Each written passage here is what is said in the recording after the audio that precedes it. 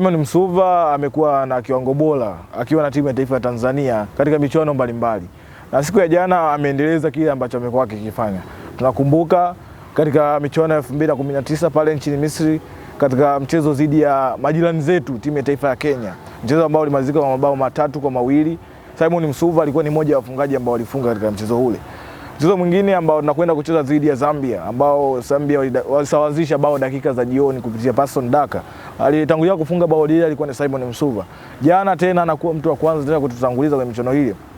Hii pekee yake inamwekea rekodi yeye kama mchezaji ukiachana na national team kuwa mchezaji pekee aliyefunga mabao 3 katika michuano ya AFCON ambao ni mitatu tofauti iliyofanyika katika maeneo tofauti. Amefunga nchini Misri, amefunga Ivory Coast, amekwenda kufunga na jana katika nchi ya Morocco.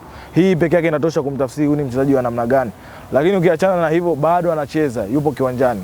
Mtu ambaye amefikia rekodi yake Mrisho Alfan Ngasa tayari ameshatundika daruga, ameweka viatu na anaendelea na shughuli zingine. Yeye Msuva anayo nafasi ya kufikisha magoli zaidi ya Mrisho Alfan Ngasa. Kwa hivyo ni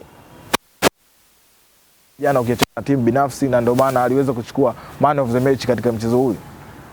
Unadhani kwa kiwango alichokionyesha jana, man of the match, ukiambiwa umchague wewe binafsi, ulikuwa ni sahihi kumpa Msuva au kuna wengine zaidi ambao walistahili kupewa, lakini kwa sababu Msuva alifunga bao akastahili kuchukua zawadi ile? Kwa siku ya jana kwangu mimi binafsi kutokana na mchezo ambao niliutazama, wapo wachezaji ambao walifanya vizuri zaidi ya Simon Msuva. Yupo bwana mdogo Alphonse Mabula.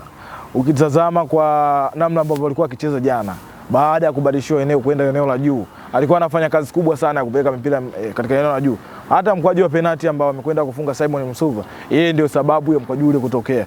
Kwa hivyo mimi nilitamani ule mchezo ule unapomalizika man of the match angekuwa Alphonse Mabula kutokana na kiwango bora ambacho alikionyesha siku ya jana. Ingekuwa rating performance ya kiwanjani 10 unampa 8 Alphonse Mabula kwa kiwango alichokionyesha kwenye siku ya jana. Msuva man of the match, mabao 25 kwa katika kuitumika timu ya taifa. Tumuone wapi kwa AFCON ijayo au kwa mwenezo wa AFCON hii na AFCON, kwa sababu mpaka sasa hivi Taifa Stars Tanzania imeshafuzu kwenye michuano ya AFCON 2027. Atakuwepo au atakuwa ameshastaafu au tutegemee makubwa zaidi tofauti na kuivunja rekodi ya Mrisho Alfan Ngasa?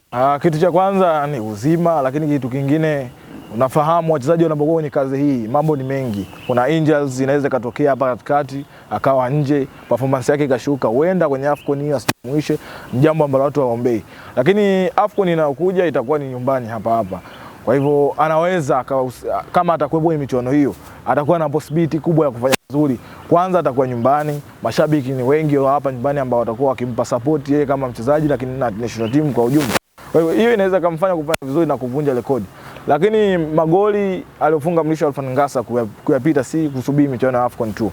Hapa kati tunaweza tukapata michuano mingine kama kalenda ya FIFA ambayo imekuwa ikitokea hivi karibuni na kwenda kucheza. Ana uwezo wa kuifikia rekodi na kuweka rekodi ya kipekee ambayo itafanya kizazi kinachokuja kitake kuvunja naye rekodi yake, kwa sababu Mrisho Alfan Ngasa amekaa kwa muda mrefu katika eneo hili la kuwa mfungaji bora muda wote wa national team, naye Msuva amekuwa akipambana zaidi kutafuta mabao. Katika orodha ya wafungaji watatu, Simon Msuva anashika namba 2, Samata anakuwa watatu mwenye magoli 23 ambaye anamfuatia Simon Msuva kwa sasa pamoja na Mrisho Alfan Ngasa. Kwa hivyo ni yeye kujua atafanya nini ili kuendelea kuvunja rekodi na kuwa icon nyingine ya taifa ukiachana na Mrisho Alfan Ngasa ambaye ameshikilia rekodi hiyo kwa muda mrefu.